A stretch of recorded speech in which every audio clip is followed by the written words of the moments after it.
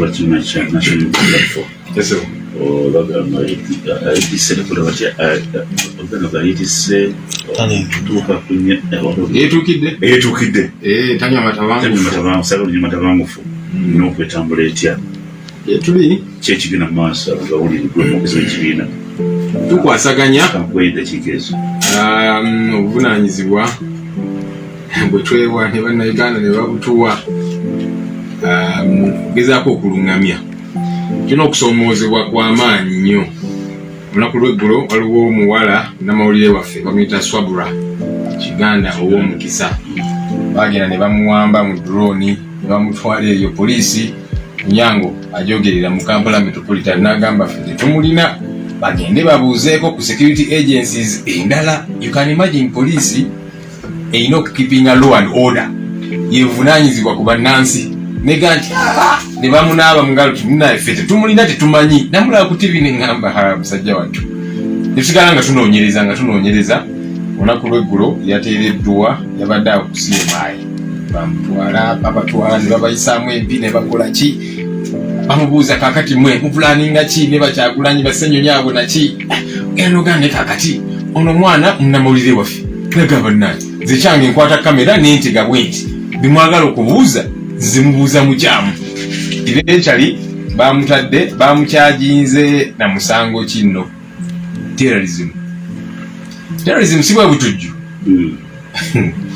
Engamba abantu bano endowooza yaabwe oba yerina obuzibu oba kitugeza kukitegeera tekitegeerekeka. Omuwala omuwambye mulimu gwe gwa bunnamawulire, ekyokulwanyisa kyalina, ekyokulwanyisa kyalina kamera nene bamucharginga with terrorism na kalamu na lupapula naye bond paper ne bagimuwa ne basigninga wali charged with terrorism. Notunula n'ogamba banange. Juzi waliwo omulala bamuyita Shuki Nambozo erinnya lye, bamuwamba ne kawalaka k'emyezi 4 kabebi ne batwala era gye babatwala eyo CMI kireka wawawa ne babeetolooza babayisaamu empi babuuza kino nekiri n'omulala magalawo malo bangi anyway bangi olumala obbawamba nti kakati ono alina bbomu mu nnyumba ye, ono simanya alina oba nuclear weapons, kakati tumanyi na kye bagenda kwasaganya abantu bano. Nabadde mbuuza Felix Kulayigye amu kati ennaku zino bamuyita Kulayigye okulimba obulungi, omuvubuka kwe yagamba nti aba NUP twakwata paasi ne tumwokya naye Kulayigye yambalamu nnyo amaanyi. Nali mu mawulire eyo nga mukyaza nnyo nga sikkaanya naye ebiseera ebisinga, naye nkulaba bambi omuntu asengeka ensonga ng'ategeera byayogirako naye kati naye takyategeerekeka.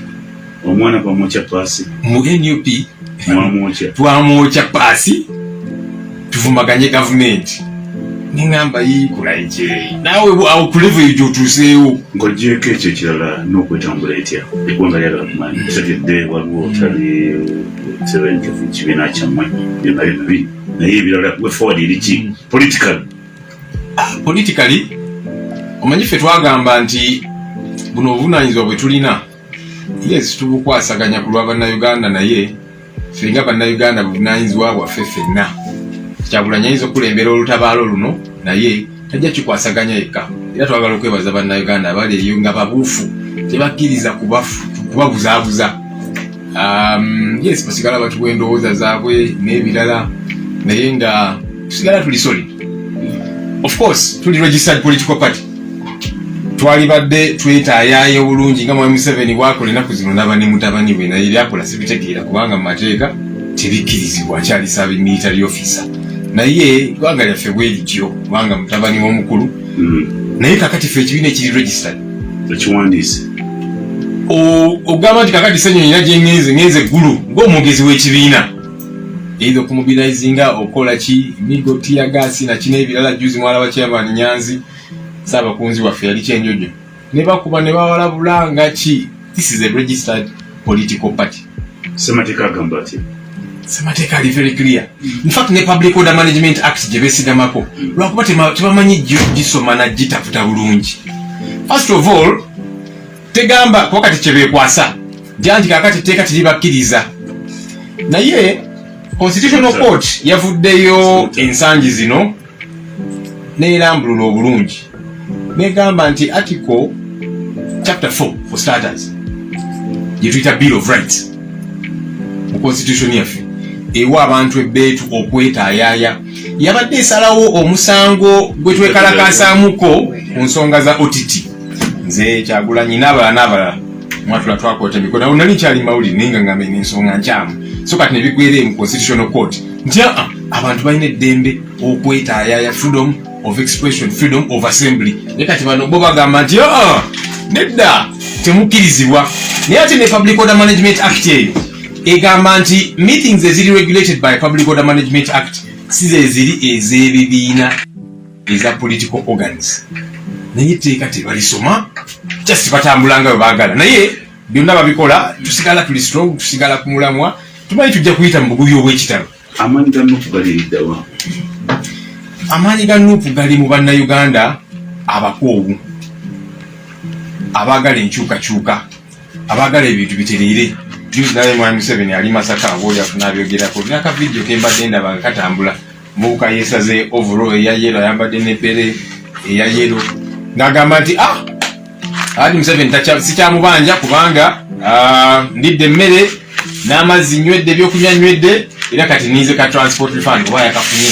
Omanyi batera okusinkana oluva mukulu bw'avaawo ebikonde ne bitandika ezange sizifunye naki omwogezi gatandikira dakiika zirabiri musajja akaita ku ssaawa mbadde nga nti kati abantu ngaabo awo betulwanirira zirabiri musajja akaita ku ssaawa ennya ez'okumakya twegatidwako omugalatiya onalebo abedi bwandikasawuza okukozesa asaba abatuuliza mbalamusiza n'abakulu tuli nabo wano abewaffe Buddu ne Masaka mbalamusiza nnyo, ate Abagalatiya mbalamusiza mu ngeri y'enjawulo. Zeeyi wali ewaffe Gayaza, Zeeyi George William basaasidde manya nti okuzira kwa ssaawa 8 olwaleero abo Gayaza basaasidde, ate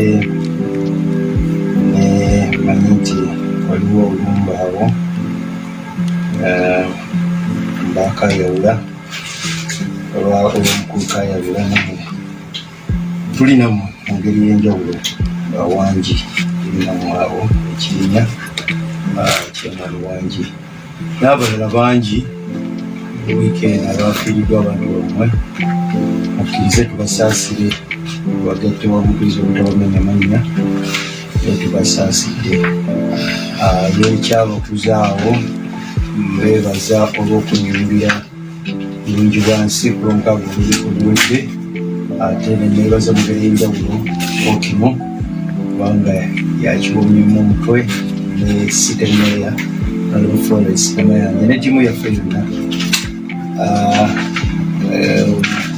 Honorable Joel